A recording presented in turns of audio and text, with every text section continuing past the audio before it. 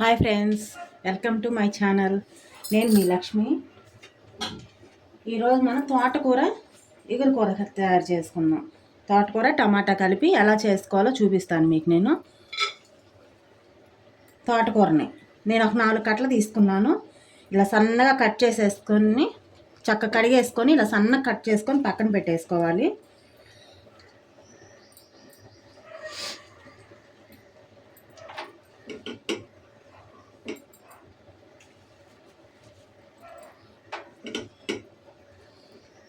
ఒక కుక్కర్ తీసుకొని చక్క కుక్కర్లోకి ఇలా పెట్టేసుకోవాలి.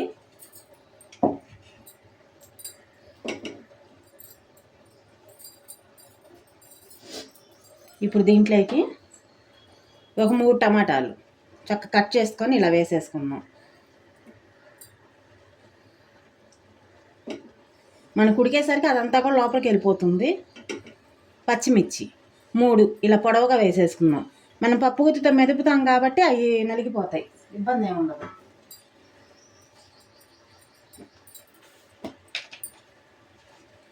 పసుపు చిటికెడు,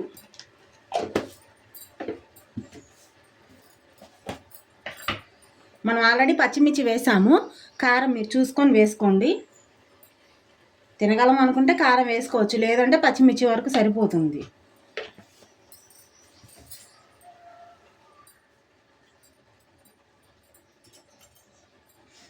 చింతపండు ఒక నిమ్మకాయ సైజ్ అంతా.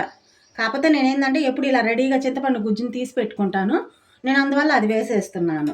మీరు చింతపండు ఉంటే చింతపండు వేసేసుకోండి, లేదంటే ఇలా ఉంటే దీంతో 2 గంటలు వేసుకోండి. ఇలా అని మీరు పులుపు తినగలిగినంత. ఇప్పుడు దానికి సరిపడా వాటర్ పోసేసుకొని నేను ఈ గ్లాస్ తోటి 1/2 గ్లాస్ వాటర్ పోసాను, సరిపోతాయి మనకి.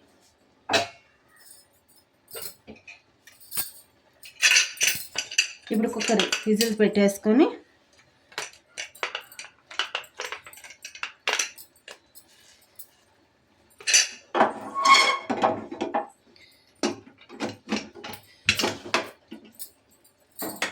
చక్కగా ఒక 6 విజిల్స్, తోటకూర మెత్తగా అయిపోవాలి మనకి. ఒక 6 విజిల్స్ రానిద్దాం మనం ఇప్పుడు కుక్కర్ని.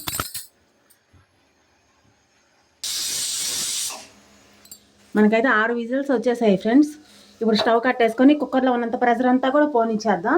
పోయాక చక్కగా పప్పు గుత్తితోటి ఆ పప్పును బాగా తోటకూరని బాగా మెదిపేసుకున్నాం మొత్తం కూడా.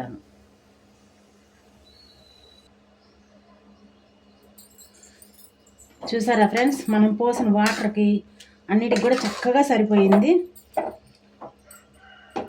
కొంచెం లేత కూర అయితే 6 విజిల్స్ అవసరం లేదు.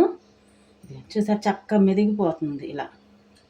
అదిగండి అలా ఇంక ఇప్పుడు మనం దీన్ని పప్పు గుత్తితో చక్కగా మెదిపేసుకుందాం. పప్పు మెదుపుకున్నట్టు మెదుపుకుందాము.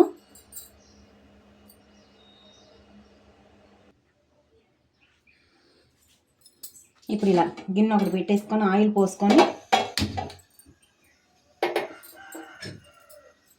చూసారా చక్క పప్పు ఇలా మెదిపేసుకోవాలి మొత్తం కూడా. ఇదిగా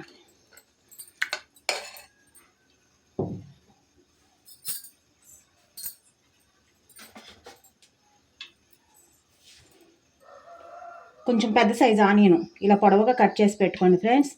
ఒక రెమ్మ కరివేపాకు, ఒక ఎండుమిరపకాయ ఇలా తుంచి పెట్టుకోండి.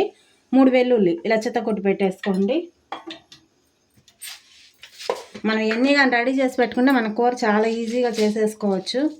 నేను చూపించే కూరలన్నీ కూడా చాలా సింపుల్గా టేస్టీగా ఉంటాయి ఫ్రెండ్స్. ట్రై చేయండి. నా వీడియోస్ కానీ మీకు కానీ నచ్చినట్టయితే లైక్ చేయండి, షేర్ చేయండి, సబ్స్క్రైబ్ చేయండి ఫ్రెండ్స్. ఇప్పుడు ఈ ఆయిల్ వేడయ్యాక తిరగమాత గింజలు, ఆవాలు, పచ్చిశనగపప్పు, జీలకర్ర, సాయి మినపప్పు ఇవి కొంచెం ఎక్కువే వేసేసుకుందాం మనం. బాగుంటుంది తోటకూరలో.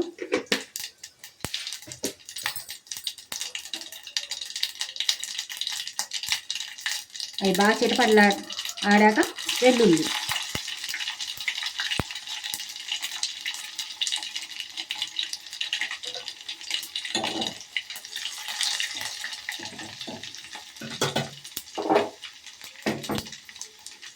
ఎండుమిరపకాయ ఇలా తుంచి వేసేసుకున్నాం కదా.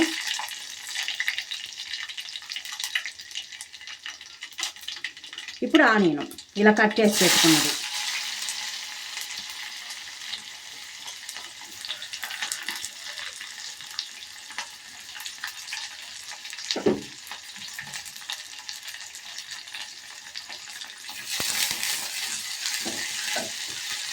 చక్కగా వీటిని దోరగా ఫ్రై చేసుకోవాలి. మనం చక్కగా దోరగా రానివ్వాలి వీటిని. అప్పుడు కూర చాలా టేస్ట్ వస్తుంది మీకు. ఇప్పుడు వీటిని దోరగా ఫ్రై చేసుకుందాం.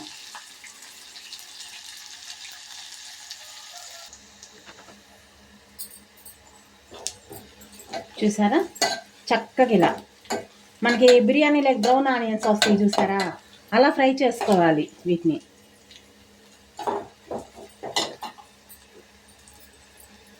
ఇప్పుడు ఒక రమ్మ కరివేపాకు,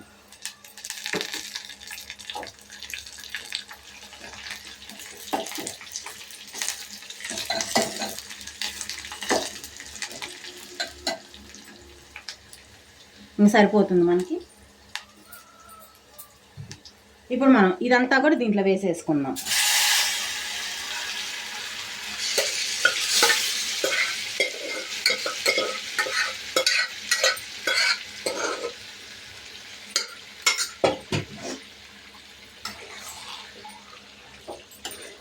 మీరు ఇంత గట్టిగా తింటారంటే వేసేసుకోవచ్చు అలాగే రైస్లోకి. లేదు అన్నట్టయితే కొంచెం వాటర్ వేసుకోవచ్చు. మేమైతే ఇలాగే తినేస్తాం, ఇంకా అందుకని చెప్పి నేను వాటర్ వేయను. మీరు కావాలంటే కొంచెం వాటర్ వేసుకోవచ్చు. ఇది చపాతీలోకి రైస్లోకి చాలా బాగుంటుంది ఫ్రెండ్స్ ఈ కర్రీ.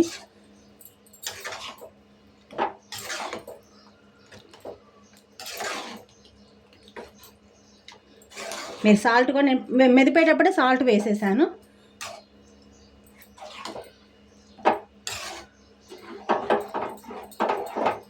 కొంచెం సేపు ఒక 2 నిమిషాలు మూత పెట్టేసేసి మగ్గనిద్దాం.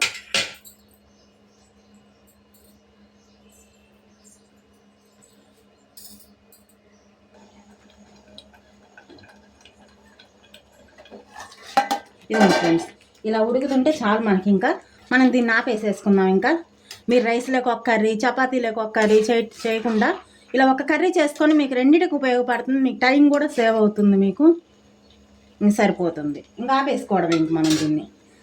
ఇంతే ఫ్రెండ్స్, తోటకూర టమాటా ఎగురు కూర రెడీ అయిపోయింది.